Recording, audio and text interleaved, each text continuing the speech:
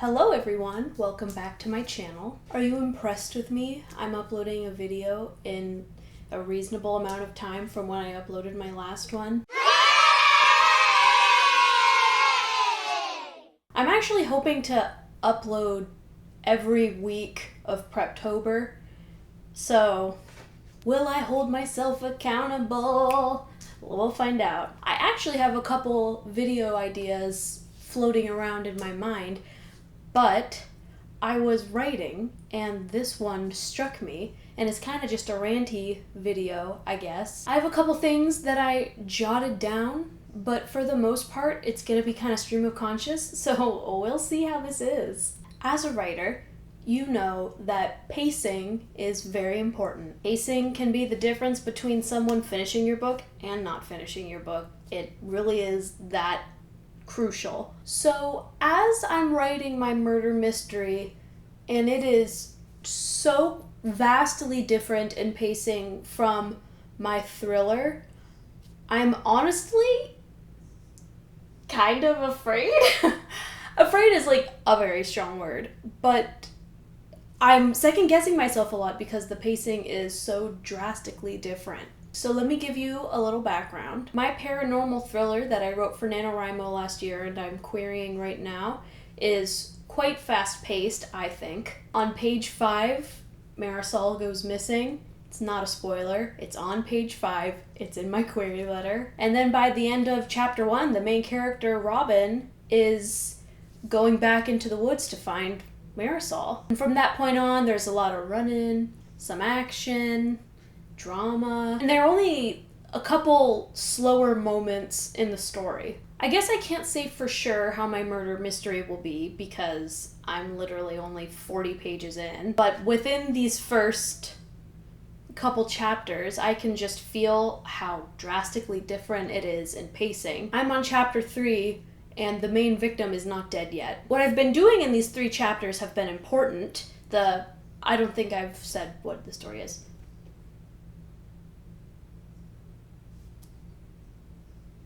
Yeah, I don't think I've said what the murder mystery is about. The murder mystery is about a group of friends from high school getting back together 10 years after they graduated to go to a cabin, hang out, reminisce, and then one of them dies. Or do more of them die?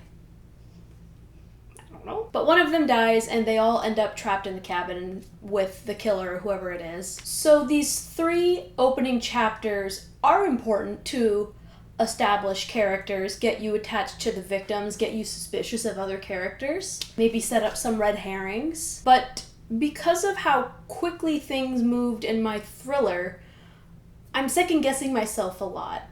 And I'm wondering if this pacing is too slow. But there is absolutely a readership for a more slow burn story. I'm completely aware of that. Not everyone likes to be like boom, boom, boom, boom with action happening a lot. What's that book called that I'm reading?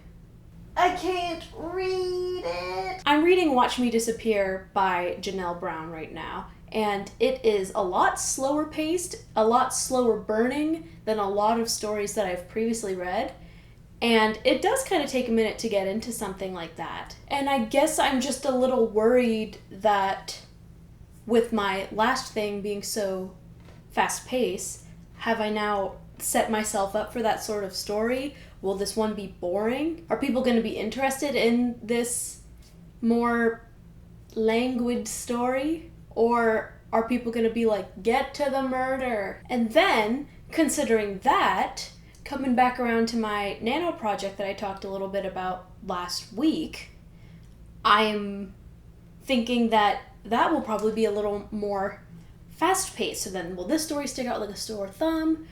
Will any of them even get any attention? I don't know. Obviously, when you're writing a murder mystery that has one victim, you can't kill them on page 1 and then go for 299 more pages being like, harumph, who was it? Especially when, boy, 95% of the story takes place in this singular cabin in the woods. So there has to be some of this more soapy domestic drama, I suppose. And there's definitely a readership for that. Lane, I think her name is, Lane Moriarty, who wrote Big Little Lies and a bunch of other books. That's definitely her niche, the more domestic thriller, and that obviously has made her very successful. So should this even be something that I'm worried about? Should I, back off a little bit, do a little more reading, and come back? I don't know. Oh, the plight of being a writer. Your whole existence is questions. I guess it literally doesn't matter what I do. Someone is not going to like it. And someone probably will. I guess I wanted to put this out here because I'm curious what other people think. And I also think it's good for aspiring authors to see other authors struggle. A lot of people who aren't writers think that writing is just kind of like, I wrote a story, here you go. And it's a lot harder than that. There's a lot more work that goes on and craft details, and you have to figure out what works, and it's stressful. I guess where I'm landing on this is that... Where am I landing on this? I guess I just have to keep writing, and I think that is a big takeaway here. You literally have to keep writing to know where the story's going to go. Even if you have it plotted out to a T, you could get 30, 40 pages in, 10,000 words in, and then suddenly be like, this sucks. And sometimes if you keep writing, you'll be able to figure out how it sucked, or if it even did suck in the first place. I guess I have to settle on the fact that everybody reads different. Wow. Everybody has their own preferences. Some people are going to like my paranormal thriller. Some people are going to hate it. Some people are going to think it's too fast and too rushed. Some people are going to like the pew pew pew pew pew energy. Some people might think this murder mystery is boring. Some people might think it's perfect. No one is going to think it's perfect. Some people might think it's good. And it's something I'm going to have to figure out how to juggle during Nano as well. So this was just a quick little thing that I wanted to throw out there and see what other people think. So definitely let me know if you're in a similar book. If you're like, Cassie, you're completely wrong and you need to stop what you're doing. I just kind of want to get that conversation going, see what people have to say, all that, okay, how many times can I say the same thing over and over again? I want your opinion, tell me your opinion, help me. Okay, that's it, I guess. Thanks for letting me talk at you and scream mentally. I have a couple more things planned. I think I'm going to be posting a writing vlog. I want a spooky themed one. What was my other idea? I have another idea somewhere and I don't remember what it is. Oh, I remember, but it's a secret. You'll have to stay tuned. Whoa, crazy. Oh my gosh, suspense. Thanks for watching. If you liked it, like it. And if you like me, maybe consider sticking around, checking out other things, if that tickles your fancy. All right. See you guys on the flippity flip. I'm so resigned to say that now. See you on the flippity flip, she said forlornly. Bye.